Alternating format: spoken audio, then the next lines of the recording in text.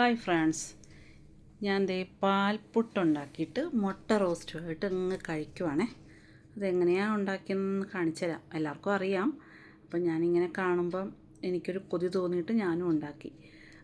കുറച്ച് പുട്ടുപൊടി എടുത്തിട്ട് കുറച്ച് പഞ്ചസാരയും ഒരു നുള്ളു ഉപ്പും കുറച്ച് പാൽപ്പൊടിയും ഇട്ട് പിന്നെ ആവശ്യത്തിന് തേങ്ങയും കൂടി ഇട്ട് കൊടുത്തിട്ട് നന്നായിട്ടൊന്ന് ആ സ്പൂൺ കൊണ്ടൊക്കെ ഒന്ന് നന്നായിട്ടൊന്ന് കുഴച്ചെല്ലാം കഴിഞ്ഞിട്ട് പിന്നെ ഞാൻ പാൽ തിളപ്പിച്ച് മാറ്റി വെച്ചിട്ടുണ്ടായിരുന്നു. അപ്പോൾ ചെറിയ ചൂടോടുകൂടി അതങ്ങ് ഒഴിച്ചു കൊടുത്തിട്ട് അതൊന്ന് ഇതുപോലെ ഒന്ന് കുഴച്ചിട്ട് ആ ബൗളിൽ തന്നെ ഞാൻ അങ്ങ് അടച്ച് മാറ്റി അങ്ങ് വെച്ചു.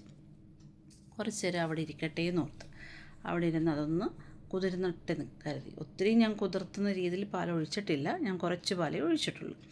കുറച്ച് നേരം കഴിഞ്ഞപ്പോഴത്തേക്കും ഞാൻ തുറന്ന് നോക്കിയപ്പോഴത്തേക്കും നമ്മൾ സാധാരണ ആ ഒരു പുട്ടിൻ്റെ ഒരു കൺസിസ്റ്റൻസിയിൽ ഇങ്ങനെ വന്നിട്ടുണ്ട്. അപ്പോൾ ആ ഒരു പരുവത്തിലാണ് ഞാൻ ഉണ്ടാക്കുന്ന പാൽപ്പുട്ട്. ചില ആളുകളുടെ പാൽപ്പുട്ട് ഞാൻ കണ്ട് വേറെ രീതിയിൽ, ഞാൻ ഇങ്ങനെയാണ് ഉണ്ടാക്കിയത്.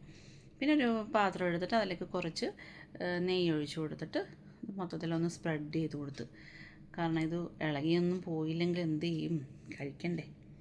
അപ്പോൾ പിന്നെ എന്നിട്ട് പിന്നെ ഈ നമ്മുടെ പുട്ടിൻ്റെ ആ ഒരു പൊടിയെടുത്ത് അതിലേക്ക് അങ്ങ് ഇട്ട് കൊടുത്ത് അതൊന്ന് അത്തപ്പൂ ഇട്ട് ഒരു ശീലം ഉള്ളത് കൊണ്ട് തന്നെ അത്തപ്പൂ ഇടുന്നത് പോലെ അങ്ങോട്ട് നിരത്തി എല്ലാം ഇട്ട് കൊടുത്തിട്ട് നന്നായിട്ട് അതിനെ ഒന്ന് പരത്തി ആ സ്പൂൺ കൊണ്ട് തന്നെ ഒന്ന് തട്ടിപ്പരത്തിയൊക്കെ എടുത്ത് നല്ലൊരു ഭംഗിക്ക് ഇരിക്കട്ടെ എന്ന് ചോദിച്ചു. ഒരു വഴിക്ക് പോകുന്നതല്ലേ, അപ്പോൾ ഇച്ചിരി അലങ്കാരമായിട്ട് നല്ല ഭംഗിക്കൊക്കെ ഇരിക്കട്ടെ എന്ന് ചോദിച്ച് അതൊന്ന് റൗണ്ട് ചെയ്ത് ലെവൽ പിടിച്ചൊക്കെ നിർത്തി.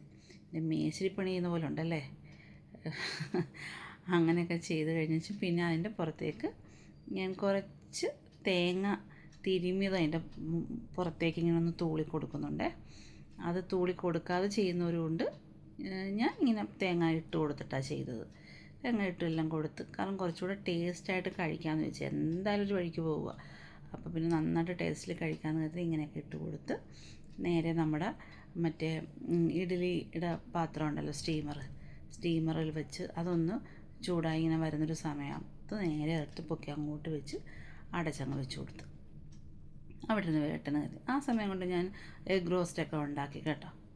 കുറച്ച് നേരം കഴിഞ്ഞപ്പം തുറന്ന് നോക്കിയപ്പം നല്ലതായിട്ട് വെന്തൊക്കെ ഇരിപ്പുണ്ട്, നല്ലൊരു സ്മെല്ലൊക്കെ വരുന്നുണ്ടായിരുന്നു. പക്ഷേ ഞാൻ അപ്പോൾ തന്നെ ചൂടോടുകൂടി തന്നെ എടുത്ത് കഴിച്ചു കേട്ടോ. പക്ഷേ അടിപൊളി ടേസ്റ്റായിരുന്നു പാൽപ്പുട്ട്. പഴം കൂട്ടി വേണമെങ്കിലും കഴിക്കാം, കറി തന്നെ വേണമെന്ന് നിർബന്ധമില്ല. അപ്പോൾ നിങ്ങളൊന്ന് ട്രൈ ചെയ്ത് നോക്കുക. അപ്പോൾ എൻ്റെ എല്ലാ കൂട്ടുകാർക്കും നല്ലൊരു ശുഭരാത്രി ഞാൻ നേരുന്നു.